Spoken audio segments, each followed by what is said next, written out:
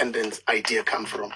Yeah, this, by the way, is a very interesting question you're asking. This Cape independence, and Rob Herzog, by the way, has been behind it. One of the people behind it. He knows it. The idea is this. The idea has been for the elite of the white population. Now that we are handing over power to blacks, that was in 1994. Remember, before white people handed over power, they did scenario planning. That's what most people don't know. They think, these white people just handed over power and folded their arms and say, we shall see. No.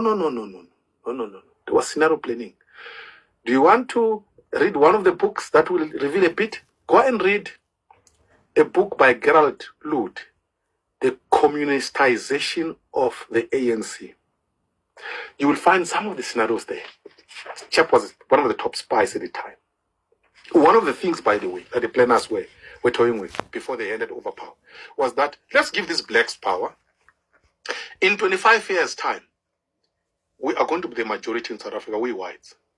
It sounds like a mad idea. You know, what was the calculus? They said they are going to be wiped out by HIV and AIDS. At the time when they were planning, by the way, there were no antiretrovirals and drugs. People were just dying. They said, no, these fellows are going to die en masse. Eventually, we are going to be the majority.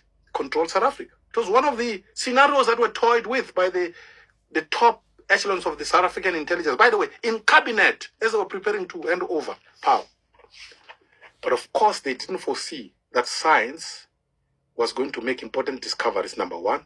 Number two, they also didn't foresee that capitalism does not discriminate where money comes from. Even money from black people, capitalism accepts. That's how black people were saved. We've got 10 million people living with HIV and AIDS now in South Africa.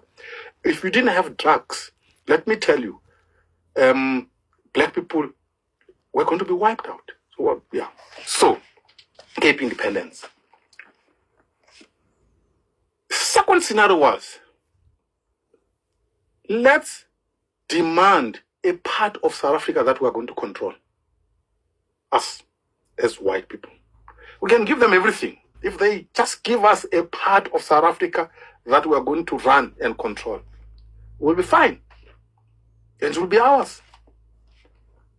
Called the Volksstaat in Afrikaans. And of course, they were not given that. But you know what? History being history, and this they didn't foresee. Fortunately, they got the Western Cape politically through votes. And now they control it. And they got it through the colored vote, by the way. And we can get into the dynamics about colored psychology and whites and the game in the Western Cape. But the point is, this is a beautiful part of South Africa. You can see the black people have been governing this country and have ravaged it. Now we have this control of this thing. We must never lose it. But the next step is we must actually secede from the bigger thing. So we must have the powers to have our own police. There's a whole talk about devolving police powers, by the way. This crime all over is under control. It's out of control in South Africa. We must just control our own police so that we police our place here, the Western Cape. We must run our own trains. The national government must not get involved. Everything that is about a state, we must get that. And then politically, those who are brave say, let us be independent from the rest. That's the game.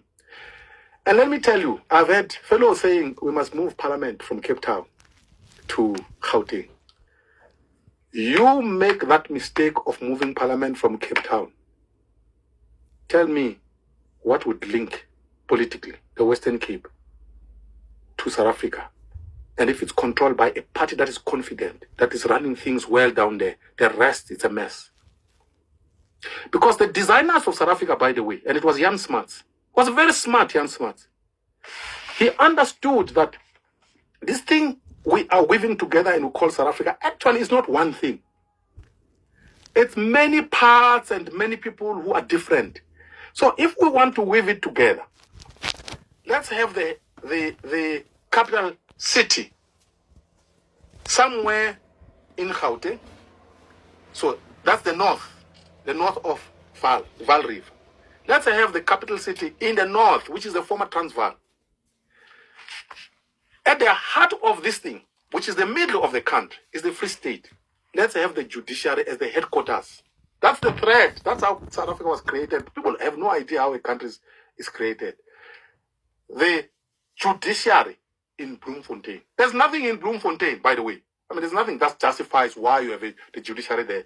The reason was the headquarters in the north, the judiciary at the center of the thing, and parliament down in Cape Town. So that's how you weave it, and it becomes one country. And the harbor, the biggest harbor in terms of trade, Durban, so that you bring that part into this arrangement. That's how it was constructed.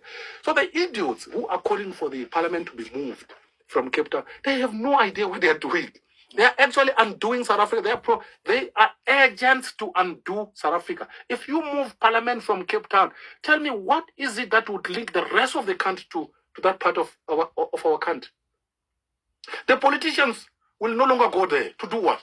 They will be debating right here in Gauteng. So the Cape independence is about that.